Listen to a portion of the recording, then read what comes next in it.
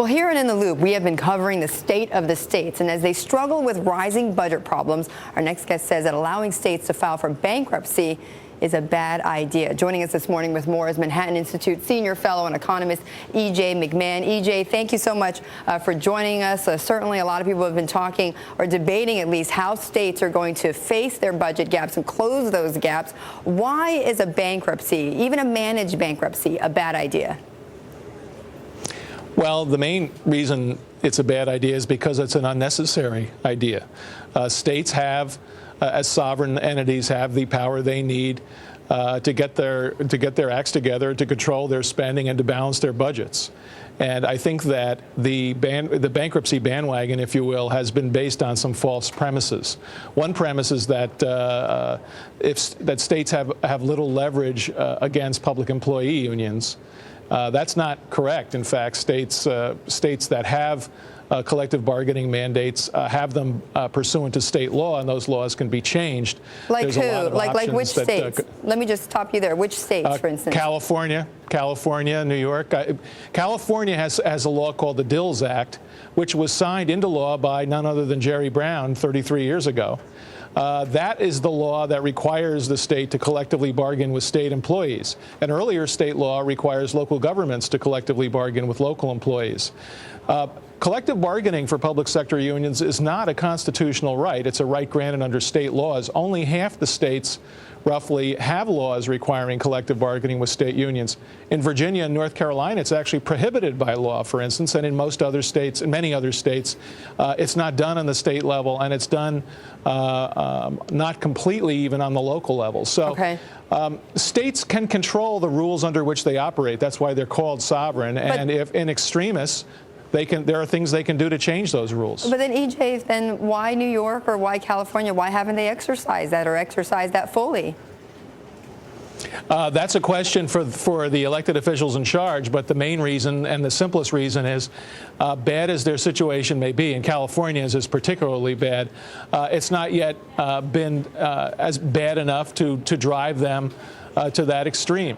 If and when it gets to that point, they need to do those things. And if they don't do those things, their only choice will be to do significant increases in taxes. That's what Illinois did. Illinois' governor and Illinois' lame duck legislature were unwilling to confront their public sector unions and the other sources of their spending problem. So what they did at the beginning of the year was raise taxes. Right. You know, time and time again, EJ, that, you know, I'm glad you ended with that, because time and time again, when we've talked about bankruptcy, you know, various mortgage underwriters that municipal underwriters that we talk to, you know, government officials and whatnot, bankruptcy is often just seen as really not an alternative, that states are not going to file for bankruptcy, that they've got sovereign rights, that they can raise taxes, they can do all sorts of other things, but file for bankruptcy. So why are you talking about this? Well, I think it's motivated by a worthy goal, actually. People like Newt Gingrich have talked about it as a way for Congress to fend off requests for bailouts. The theory is that if states come running to you for bailouts, you can say, get lost, go file for bankruptcy if you can't fix your own problems. When people observe that, well, that actually could result in some turmoil in the bond market because it actually is a step closer to restructuring debts, giving people haircuts, defaulting, the reaction is good. It's about time the bond market woke up and caused problems for the states that they're invested in. I think that that's a mistaken notion. I just don't think it'll work that way. But do you think, though, that if you, I'm trying to get this thought. Do you think, though, that there is a greater chance for the states to go to the Fed for a bailout than there is for a bankruptcy? Well, in a bankruptcy, first of all, what's the biggest corporate bankruptcy we know of in recent years? The answer, of course, is GM, and it involved a bailout. And it involved some protection of the union. The union did not bear the full brunt of the costs of GM's restructuring. I can easily foresee a scenario, and I wrote about this in my piece in the Wall Street Journal yesterday, in which a state like California, in a state like that, the politically powerful unions and other interest groups that depend on the state budget, they're the ones to push for bankruptcy because they want the bondholders to share in the pain.